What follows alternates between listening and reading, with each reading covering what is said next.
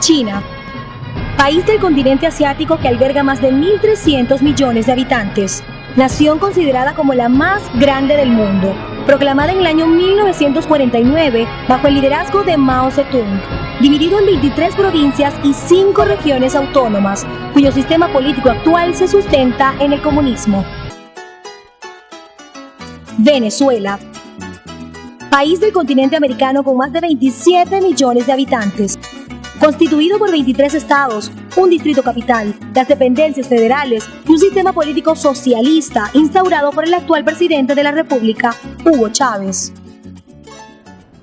14.400 kilómetros separan a estas dos naciones. Sin embargo, más de 430 acuerdos de cooperación entre los gobiernos actuales las unen más que nunca. Pero no son solo los acuerdos de cooperación los que han logrado un acercamiento entre China y Venezuela. Cada día son más los inmigrantes asiáticos que deciden residenciarse en este país caribeño. Y tal como apuntan las estadísticas, a Venezuela han ingresado más de 60.000 habitantes chinos, sobre todo en ciudades como Caracas, Valencia y Maracaibo. Pero, ¿qué sabemos de China? ¿Cómo es la cultura de este país y cómo se han establecido los asiáticos en Maracaibo, Venezuela? Bueno, hay que decir una cuestión de la cultura china. Todos los textos generalmente la caracterizan como una cultura muy pragmática, muy tolerante. Las mujeres están muy sometidas, pero hay que decir también que los hombres están sometidos. Es decir, no es que las mujeres están sometidas las mujeres, los hombres, los niños, los militares, los trabajadores, todos están sometidos. ¿Quiénes son los que en realidad están como más libres en la sociedad china? Basta ir a una ciudad o a un pueblo y ver que son en general los ancianos. Ser anciano en China es como la mejor noticia que puede haber, ¿no? Lo que pasa es que en China la gente puede vivir fácil 90 años, ¿no? No sé cómo hacen porque la alimentación a veces no es muy buena, pero ellos están acostumbrados y aguantan a muchas edades. No solamente que llegan a grandes edades, sino que llegan activos a grandes edades, ¿no? Para hablar de los chinos, a mí me gusta mucho usar una metáfora, que es la metáfora del bambú. El chino es similar a la planta que crece en el sudeste asiático, en Asia, el bambú. Son delgados, flexibles y resistentes. Se reproducen mucho y son muy útiles, pacientes, y poco a poco se van integrando y se van haciendo fuertes gracias a su labor y su constancia. Los chinos tienen una cultura empresarial sustentada en el volumen de ventas, ¿no? ¿Sí? Es decir, ellos obtienen ganancias, no obtienen ganancias con base a precios, sino con base a competencia de los precios que ellos ponen con el resto de sus competidores en el ramo comercial sobre todo. ¿Y en qué están especializados? En ventas de víveres al detal, están especializados en confitería, están especializados en fuegos pirotécnicos, ¿okay? Que es base de su cultura natal, pues, nacional en China, y están especializados también en restaurantes.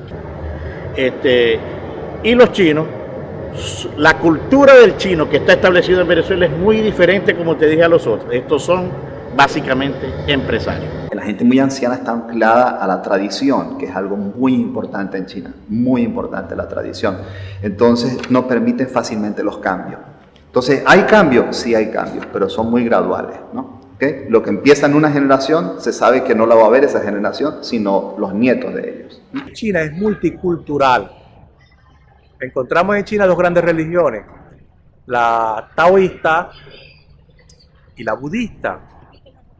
Mas, sin embargo, también persisten la musulmana, la cristiana y otras que corresponden a el acervo cultural de lo que se podrían denominar las minorías.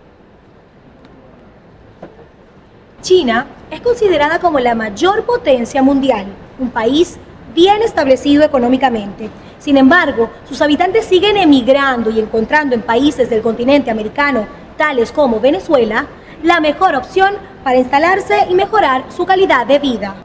Me hablas del chino que llega al Zulia, al Maracaibo concretamente. Digamos que por diversas razones llegan.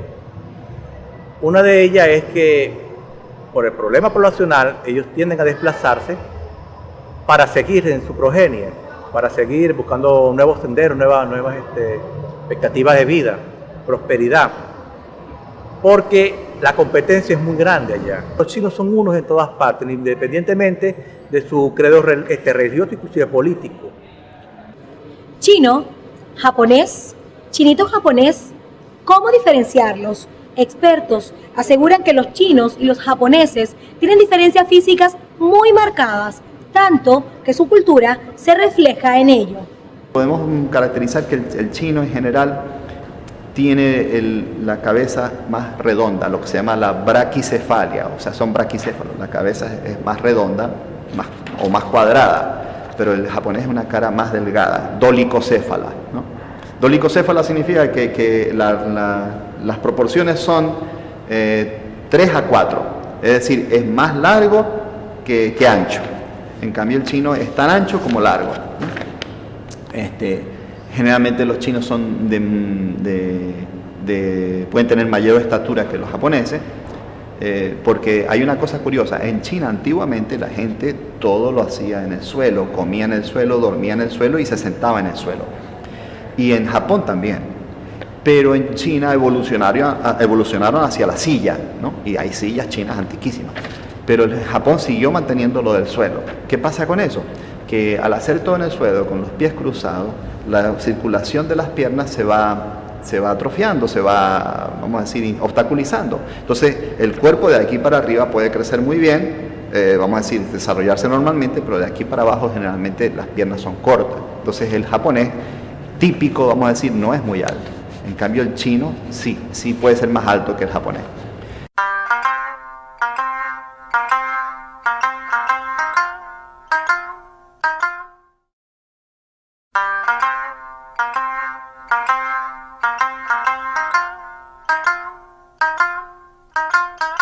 Los entrevistados coinciden en que el establecimiento de ciudadanos chinos en Maracaibo ha generado un gran impacto, tanto que en los 2 últimos años se han incrementado las relaciones entre ambas naciones, lo que ha aumentado el interés de venezolanos y sobre todo maravinos por aprender el idioma oficial de China, el mandarín.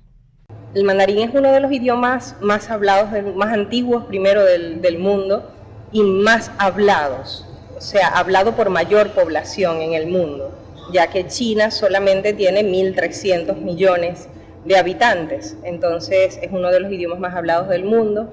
Es también uno de los idiomas más complicados, sobre todo por la escritura, por la dificultad que supone la escritura, pero es un idioma muy bonito que es un reflejo patente de la cultura china. Creo que el mandarín es un idioma fascinante en cuanto a que es muy rico en tanto al hablar como a escribirlo.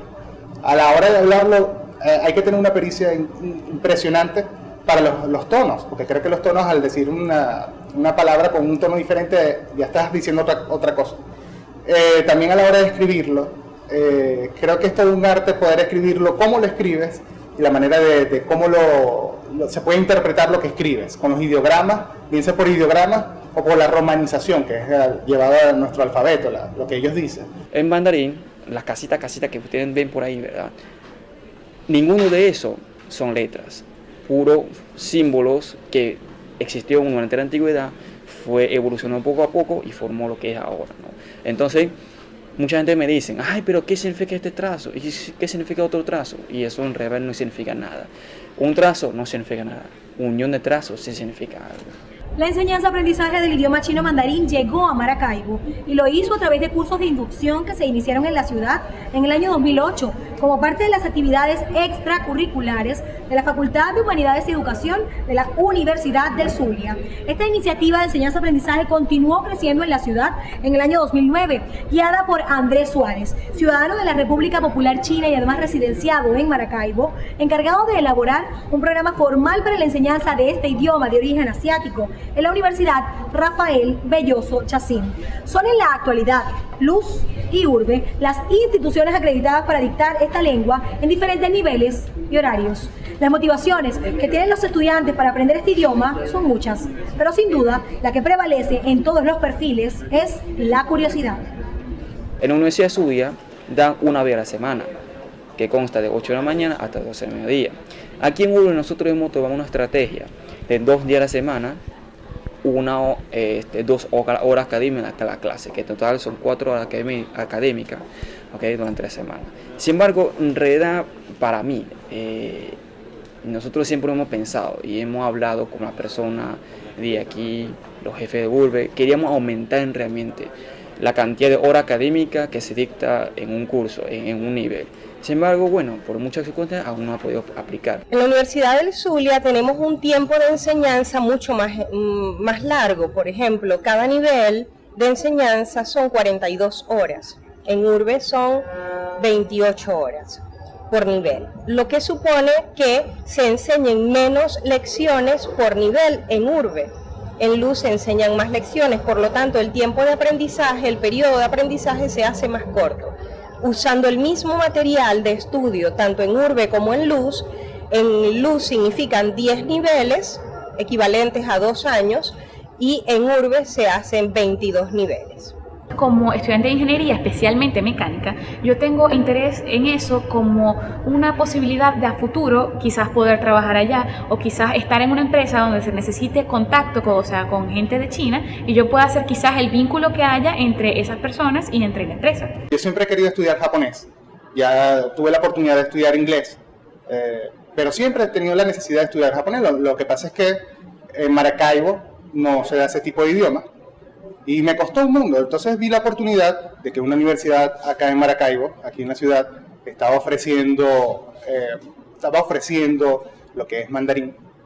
Y dije, bueno, se parece en algo. Dije, voy a intentar, voy a probar. Comencé, llegué y me di cuenta de que efectivamente el mandarín se parece mucho al japonés, pero es un poco más difícil. Luego de que llegué a experimentar con el mandarín, vi que me gustó y continué. Pero generalmente no llegué a él simplemente porque lo quería, sino que simplemente quería experimentar con él. Por hobby, necesidad o visión futura, los maravinos se interesan en aprender el idioma chino mandarín. En este idioma, la fonética cumple un papel fundamental, pues de esta depende que el mensaje se transmita de manera correcta. Por ello, los sonidos se aprenden a través de la romanización, sistema fonético internacional denominado Pinyin, capaz de adaptar a letras latinoamericanas los sonidos característicos de la lengua china. En un primer momento enseñamos la fonética, es decir, cómo se pronuncian los sonidos de la lengua, y utilizo básicamente la técnica de la imitación, es decir, que logren colocar la lengua en la postura, en la posición, en el punto de articulación necesario para que el sonido se produzca realmente como lo pronuncian los chinos. Entonces ahí hay que hacer un poco lo que uno hace cuando está aprendiendo en China, ¿verdad? Recurrir a la imitación, recurrir a lo gestual, de tal manera que se aprenda bien.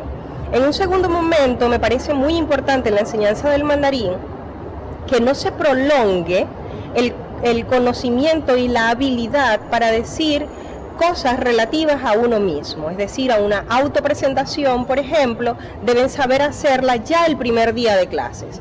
Eso hace que el aprendizaje sea muy interesante, puesto que en el aprendizaje de otros idiomas nos tardamos muchísimo para adquirir algunas habilidades de tipo oral y procuramos que en el primer día de clase ya los alumnos sepan decir hola, ¿cómo estás? ¿Cómo te llamas? ¿Dónde vives? ¿Cuál es tu número de teléfono? Todas esas cosas que son básicas, ¿verdad?, en la autopresentación.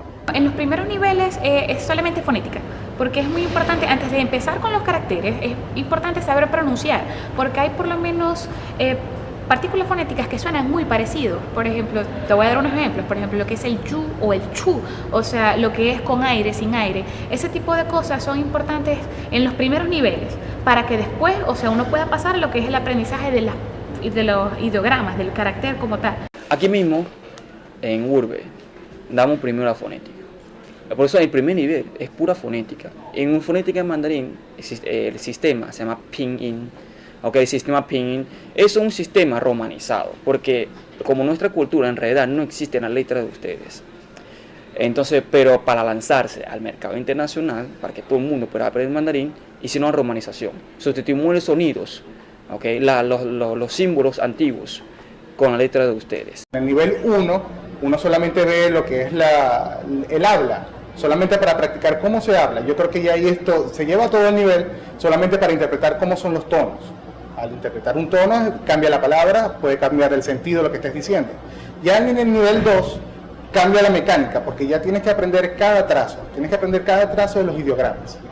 Y allí cuando tú vas practicando los trazos, ya es otra mecánica, te lleva a otro tal, pero también vas aprendiendo lo que son las palabras. Yo creo que eso es lo más bonito del idioma. El aprendizaje del idioma chino mandarín se resume en oportunidades a futuro. Esto porque abre puertas en campos de trabajo a nivel comercial y académico. Sin embargo, existen ciertas limitantes que han impedido que el idioma chino mandarín se propague en toda Venezuela. Una de ellas es la falta de profesores acreditados para dictar la lengua asiática. Conseguir profesores es lo más importante. Ellos deberían como que mirar de que ahorita estamos saliendo alrededor de 15 personas que, si bien quizás no hayamos vivido en China, quizás no hayamos tenido esa experiencia como docentes, nosotros somos capaces de enseñar ciertas cosas. Entonces deberían considerar, no para los primeros niveles, sino para quizás unos niveles intermedios, 2, 3, 4, 5, de que nosotros somos perfectamente capaces de dar esos niveles. Para enseñar cualquier idioma no hace falta solamente ser hablantes nativos del idioma, sino tener las destrezas, las habilidades necesarias para enseñarlo. Yo siempre le digo a mis alumnos que enseñar español, por ejemplo, es muy complicado, no obstante nosotros lo hablemos con mucha fluidez. Lo mismo sucede con el mandarín. No hace falta solamente ser nativo, hace falta tener las destrezas para la enseñanza, dominar la lengua china y poder luego aplicarlo a la enseñanza en un aula. Efectivamente, una de las cosas que más incide en la educación del chino mandarín en Maracaibo es la ausencia de profesores, y eso incide en lo que son los horarios de las clases de Maracaibo, tanto en la Universidad del Zulia como en la Universidad Rafael Belloso Chacín. Entonces, yo creo que por lo menos acá les falta un poco desarrollar lo que es el tema, porque bueno, aunque hay una comunidad muy grande de asiáticos en Maracaibo, tanto de chinos como taiwaneses o de otros países que practican el chino mandarín, no está la población totalmente acá en Maracaibo. Realmente también nosotros hemos preocupado desde hace mucho tiempo por la poquita cantidad de profesores que hay. Por lo tanto, hemos seleccionado ya unos alumnos que tienen la voluntad, que tienen la capacidad y también manejar el idioma.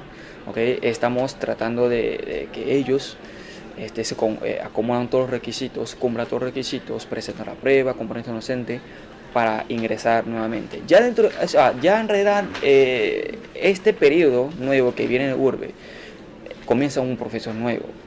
Ese profesor no es de Taiwán, ese profesor es de Malasia. Ese profesor es de Malasia. Un profesor joven también, se está graduando ahorita licenciado en computación, allá en Luz. Sin embargo, también tiene esa voluntad y quiere lanzarse a esta área. El mandarín es el idioma oficial de China, un idioma además hablado por más de 1.300 millones de habitantes a nivel mundial. Una lengua de origen asiático que aprende a escribirse a través de caracteres, símbolos que suponen ser difíciles, pero no imposibles de aprender. En la actualidad existen varias formas de estudiarlo. En Maracaibo ha tenido un gran impacto y aquellos que se interesen en aprenderlo no solo deben inscribirse en un curso especial para ello, sino que además deben dedicar al menos 1 hora diaria para su estudio. El mandarín supone ser el idioma del futuro, una puerta abierta al mundo exterior, una oportunidad de trabajo, el conocimiento de una nueva cultura o lo que es mejor, una licencia segura al mundo empresarial y académico. El mandarín llegó a Maracaibo y llegó siendo un reto lingüístico que se aprende a través de la práctica, disciplina y paciencia. claves esenciales para aprender este idioma con eficiencia. 你好，我叫费玛丽，我是委内瑞拉人，我住在马拉开波，我教汉语。Me llamo María Eugenia Romero, soy venezolana, vivo en Maracaibo y enseño mandarín. 早安，我叫 Andrea， 我在苏联大学学习工商，我还学习汉语，我从2年学习汉语。Hola, buenas tardes, me llamo Andrea, estudio mandarín en la Universidad del Zulia, estoy estudiando ingeniería mecánica y hace 2 años estudio chino mandarín.